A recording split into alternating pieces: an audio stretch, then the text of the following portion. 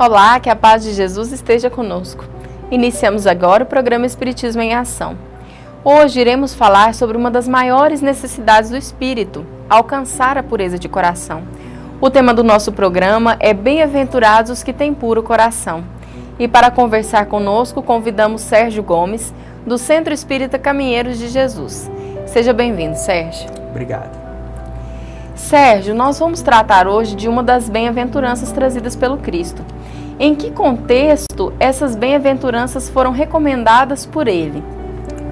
Bem, Larissa, o contexto das bem-aventuranças é muito interessante porque ele traz um paradoxo para a época, um paradoxo muito rico para a época de Jesus, porque ele vem primeiro com uma síntese completa, uma síntese de toda a moral, de todo o roteiro do Cristo.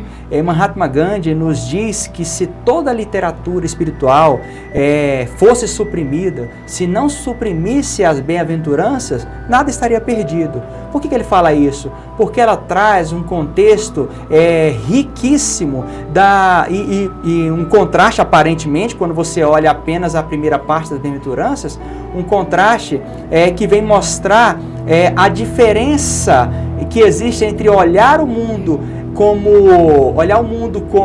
com a ótica material e enxergar pela ótica espiritual, pelos verdadeiros valores. E esta é uma diferença muito grande. Quando você vê, por exemplo, olhar bem-aventurados os que sofrem, aí você fica pensando, bem-aventurados? Como assim felizes? Bem-aventurados como felizes? Felizes os que sofrem? Aí por quê? Se você não olha a conclusão, fica meio estranho, fica contraditório. E aí você vem com uma promessa divina, porque esse que sofre vai alcançar um resultado final, que é estar do lado de Deus, é alcançar os verdadeiros valores espirituais. Isso é que é importante. Sérgio, nesse contexto, qual é a grande contribuição do Espiritismo para a verdadeira compreensão das bem-aventuranças ensinadas por Jesus, que muitas vezes nos parecem contraditórias?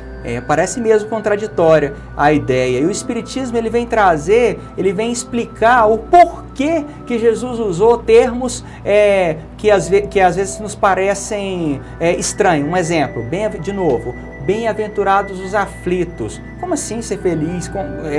Ser feliz, você bem-aventurado por eu estar sofrendo? Como assim? O Espiritismo vem falar que, primeiro, você é bem-aventurado porque tudo está dentro da lei de causa e efeito. Então o Espiritismo vem explicar primeiro a lei de causa e efeito. Se tudo tem uma causa, você sofre por um motivo, né? Então, se você sofre por um motivo, isto é bom. Isto é bom porque você está na oportunidade de cumprir com aquele motivo. Um exemplo claro, uma lei divina que é interessante para a gente entender. A lei de Deus é assim. Você pode plantar o que você quiser. Isso é importante, é lei. Você pode plantar o que você quiser, você é livre para isso. Pode plantar. Mas tudo o que você plantar, você vai colher. Tudo que você plantar, você vai colher. Não tenha dúvida disso. Né? Não tenha dúvida disso. São duas leis bem claras. Se eu planto figo, eu vou colher figo. Se eu planto laranja, eu vou colher laranja. Assim também são com sentimentos. Se eu planto o bem, se eu planto o mal, isso é o que eu vou colher. As consequências são, naturalmente, os frutos que vêm a nascer. Né? E é isso que a Espiritismo vem trazer para nós, explicando melhor as bem-aventuranças. Se você sofre bem, o motivo de você sofrer, as causas que às vezes, se não estão nessas vidas, estão em outras vidas. Né? Por isso é chamado o cristianismo redivivo. Exatamente. Por isso ele traz essa revivência do cristianismo. Vem explicar o que Jesus falou. Vem explicar, esclarecer e ajudar a refletir, que é o principal foco. Porque o processo de reflexão, de crescimento, ele é de cada um, ele é interior. Sérgio, no Evangelho de Mateus, no capítulo 5, versículo 8, Jesus instrui o seguinte: bem-aventurados os que têm puro coração, porquanto verão a Deus, que é o tema do nosso programa de hoje. O que ele quis dizer com essa bem-aventurança? Bem-aventurado os puros de coração, é interessante entender que são aquelas pessoas que conseguem vencer as suas más tendências, os seus vícios. O puro de coração é aquele que se vigia, é aquele que evita cair em erro, evita cair com seus vícios, tanto morais quanto físicos. Esse é o bem-aventurado, né? O que realmente busca a pureza espiritual, busca os verdadeiros valores espirituais, que esses são os mais importantes. Sérgio, nós estamos na condição de alcançar essa bem-aventurança ainda aqui na Terra? Aqui na Terra é um planeta de provas e expiações, né? Então, o Evangelho já fala pra gente que a felicidade não é deste mundo. Entenda, a felicidade, a conquista, a perfeição, né? Mas você já pode galgar aqui na Terra, claro, a felicidade ao seu redor. Então, a partir do momento que você busca, que você entra no caminho, isso já te traz a felicidade. A partir do momento em que você entra no caminho do bem, esse caminho já te traz paz, independente das tormentas. Então, você não vive a felicidade perfeita, mas vive a fagulha da felicidade. E isso é permitido por Deus. Nós iremos agora para um breve intervalo. Continue conosco.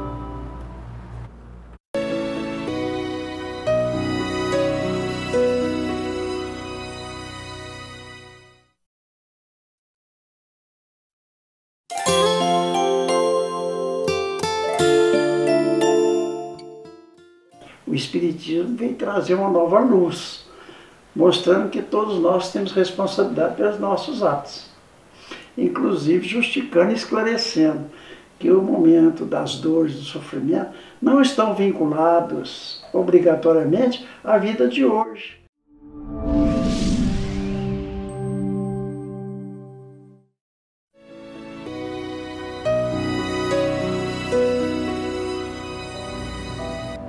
Estamos de volta com o programa Espiritismo em Ação, falando hoje sobre a máxima bem-aventurados os que têm puro coração. Sérgio, por que Jesus compara a pureza de coração com as crianças, com a fase infantil?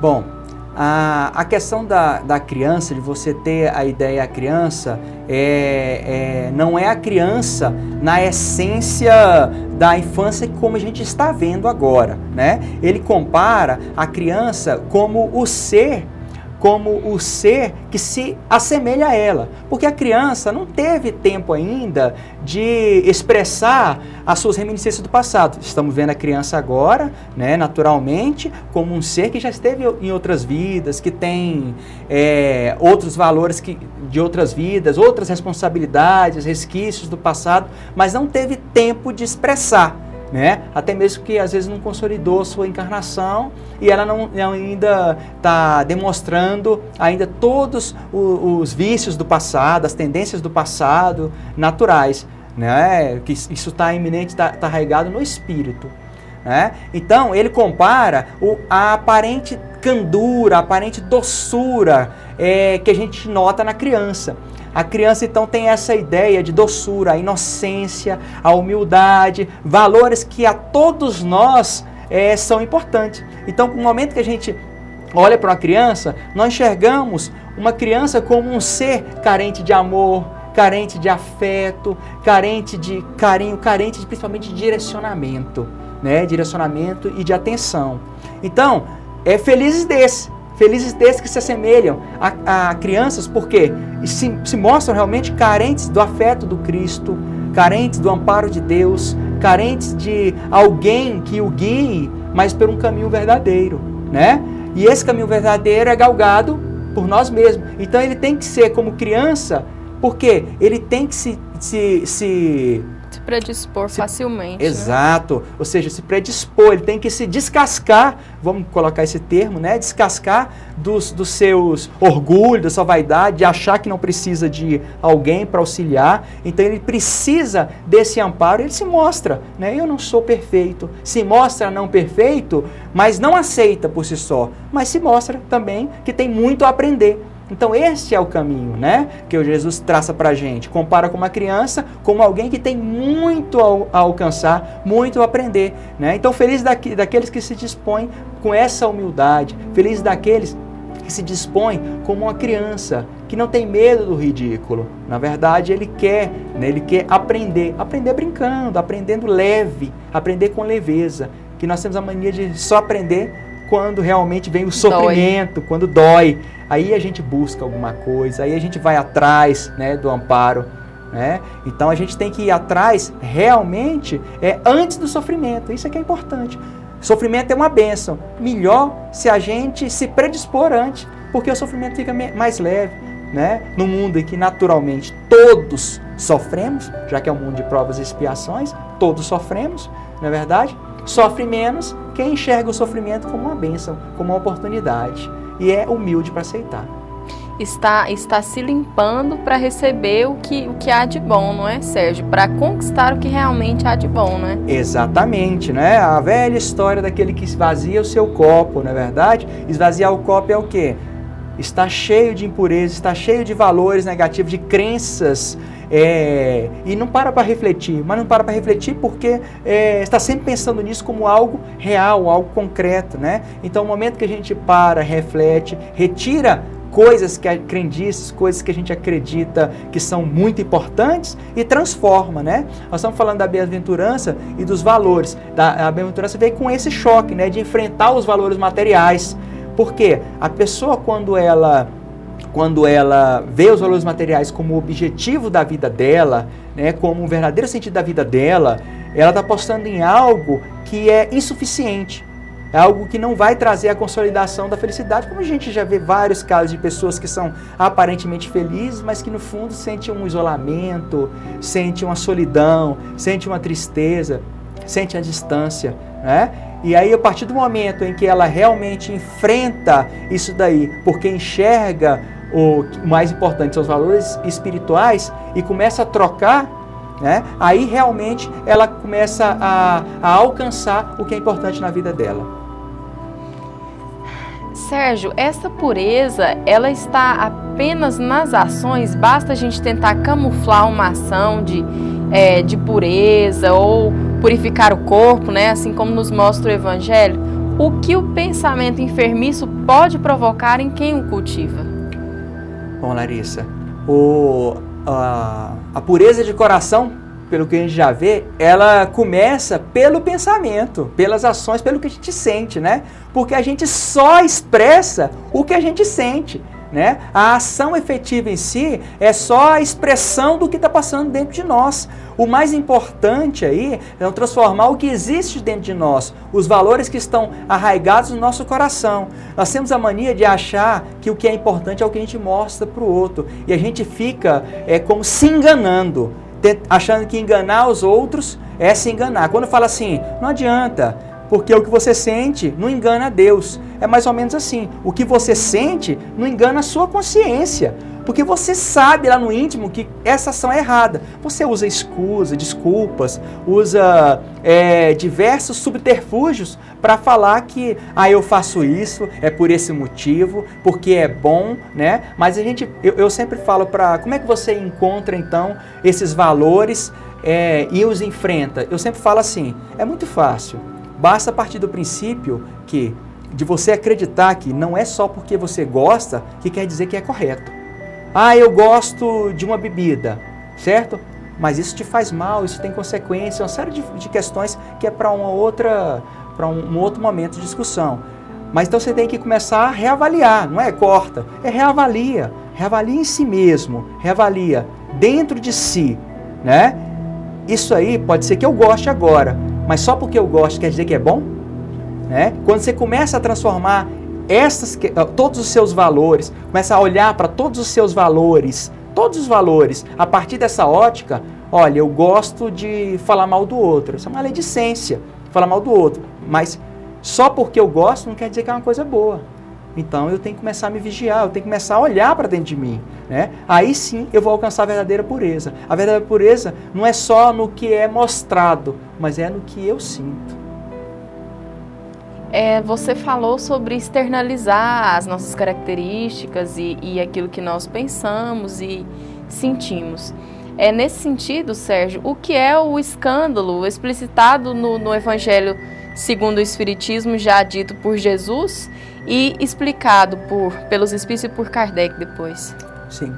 O escândalo é tratado de uma maneira, de várias maneiras no Evangelho, mas a síntese evangélica, né, já que ele cita que o escândalo pode ser todo ato, como todo ato que nos leva à queda, pode ser interpretado também como todo ato que provoca grandes polêmicas, né? Mas no evangelho, o sentido real do escândalo que ele trata é todo ato que leva uma má moral, né? Todo ato que leva a uma má moral, todo vício, todo erro, pode ter projeções grandes, né? Situações complexas na humanidade, na família, na sociedade, como pode ser só uma projeção, um problema interior, né? Um sentimento interior. Mas tudo isso é tratado no Evangelho como escândalo. Todos esses atos que nos evitam crescer, que nos evitam progredir, já que o nosso objetivo aqui na Terra é progredir. Qualquer ato que nos evita o progresso é escândalo, é tratado no Evangelho como escândalo, certo? O assunto é muito bom, né, Sérgio? A gente tem diversos aí desdobramentos disso, mas nós vamos agora para um breve intervalo e continuamos no próximo bloco. Continue conosco.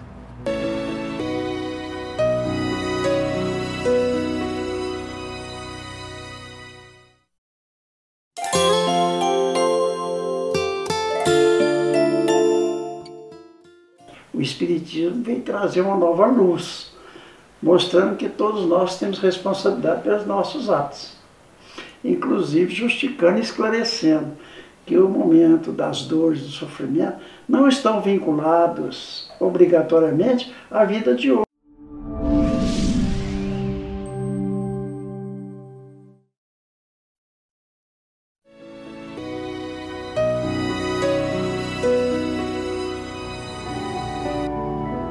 Estamos de volta agora no último bloco do Espiritismo em Ação, conversando sobre o tema Bem-aventurados que têm puro coração. Sérgio, qual a necessidade da reencarnação para a conquista da pureza de coração? É interessante quando pensamos na questão da reencarnação, eu lembro da história da águia, né? Seria como a história da águia que vem na conquista da perfeição, né? Eu não sei se vocês conhecem a história da águia americana, é muito difundida na internet a história, mas a águia americana, ela perde seu poder de caça aos 40 anos, mais ou menos 40 anos de idade, ela perde seu poder de caça, né? Os bicos estão velhos, as presas, né? As garras, desculpa. E é interessante que o que ela faz a partir daí, né? Ela simplesmente se isola, sobe numa caverna, bem no alto de uma montanha, né? Nesse momento as outras águias também sabem do processo que ela vai passar. E é um processo interessante, que ela vai para a rocha e começa a bater o bico dela na rocha até arrancar. Arranca realmente o bico, né? Porque o bico já atrapalhou uma série de desenvolvimento. Ela arranca o bico, arranca todas as suas garras e quando nasce novo bico, ela arranca todas as penas com o novo bico, né? E se renova. Esse processo dura 6 meses, ela fica 6 meses. Nesse momento ela é alimentada por outras águias, naturalmente, né? É um processo de auxílio aí.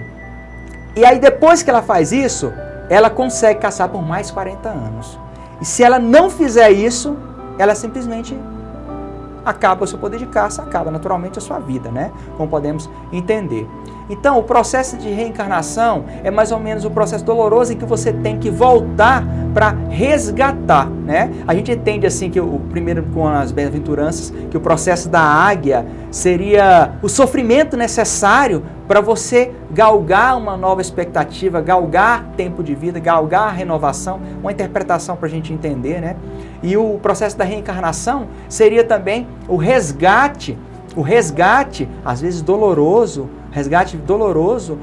de situações do passado, né? Ou também para que você tenha, como se fosse um novo fôlego, uma nova oportunidade, como se fosse não, é uma nova oportunidade para que você consiga cumprir com a tarefa que você ainda não cumpriu, para que você consiga galgar valores que você ainda não conseguiu conquistar, extirpar vícios, né? E a reencarnação, ela traz essa nova vertente para nós, a ideia de que o sofrimento não é uma injustiça. A ideia da reencarnação mostra que o sofrimento é justiça divina, né? A gente conversava, Larissa, com um amigo que falava para mim, ele perguntava: Sérgio, Deus é injusto. Aí eu falava: por que Deus é injusto?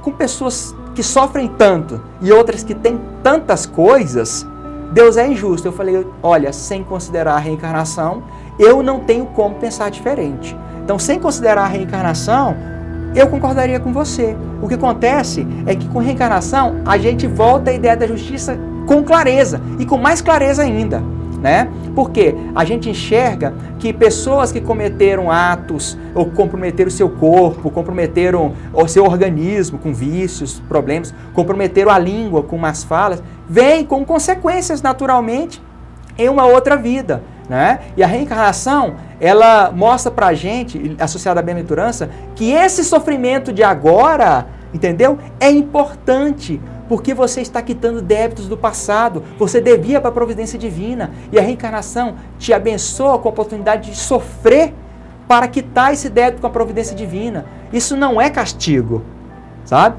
Isso é a forma que você vem colher os seus frutos. Você plantou isso no passado, mas olha que coisa boa, você tem a oportunidade de colher. Se você plantou o mal, vamos arrancar esse mal da terra, ou você planta e deixa para os outros. Aí é injustiça. Aí eu não tenho como ver um mundo justo, em que você planta maldade, desencarna e deixa a maldade para as outras pessoas, né? Na verdade, toda maldade em que você planta, você volta para que você mesmo colha. Mas a providência divina é tão rica que faz com que a gente tenha famílias, amigos para colher juntos, né? Para colher junto. A providência divina provoca isso na gente, que a gente colha em conjunto. A transformação é individual, mas a gente colhe em conjunto. Em grupo nós andamos melhor, né, Sérgio? Bem melhor. Nós falamos sobre a criança, né? E agora nós queremos retomar o assunto da criança, mas no sentido literal, da infância terrena. A criança, apesar de pequena e frágil, é um espírito de muitas vivências.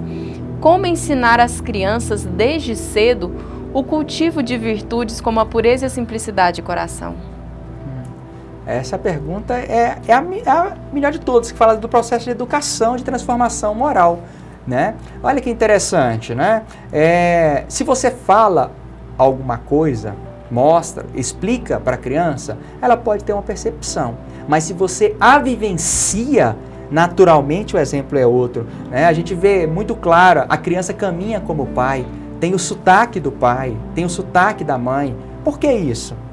Porque ela aprende não com o que o pai e a mãe estão dizendo, não apenas isso, mas com o que o pai e a mãe estão vivenciando. Então, como fazer para ensinar a desenvolver os valores? É fazendo. Não tem outra coisa melhor do que fazendo. Então, se eu quero ensinar o meu filho como fazer a caridade, então eu vou fazer a caridade e o levo.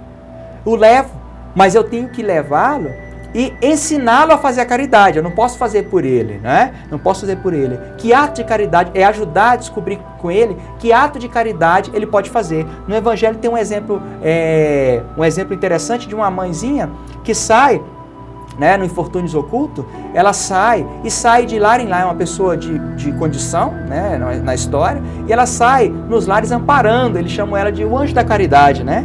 E ela leva uma criança junto. Eu acho que essa é a forma que mais responde a como ensinar a criança. Ela leva uma criança junto.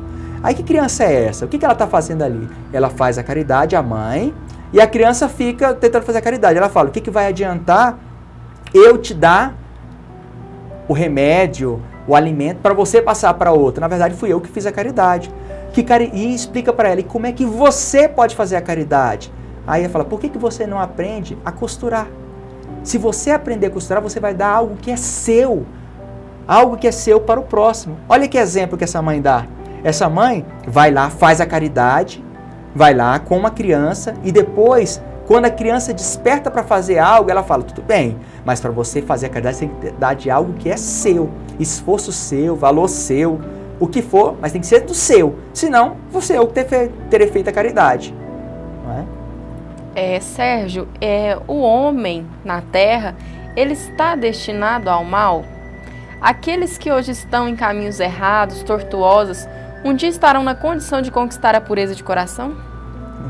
A ideia de falar assim, né, de que estou na carne, né, e a carne é fraca, né? era como a ideia de que todos os erros estão justificados porque eu estou aqui, né? E volta para essa ideia de que o homem está destinado ao mal, porque historicamente o homem faz o mal, historicamente o homem tem defeitos, mas o que a gente tem, na verdade, é uma lei de Deus, é a lei da evolução. O progresso é uma lei. Se o progresso é uma lei, o homem vai progredir. Não tem jeito, o homem vai progredir. É lei.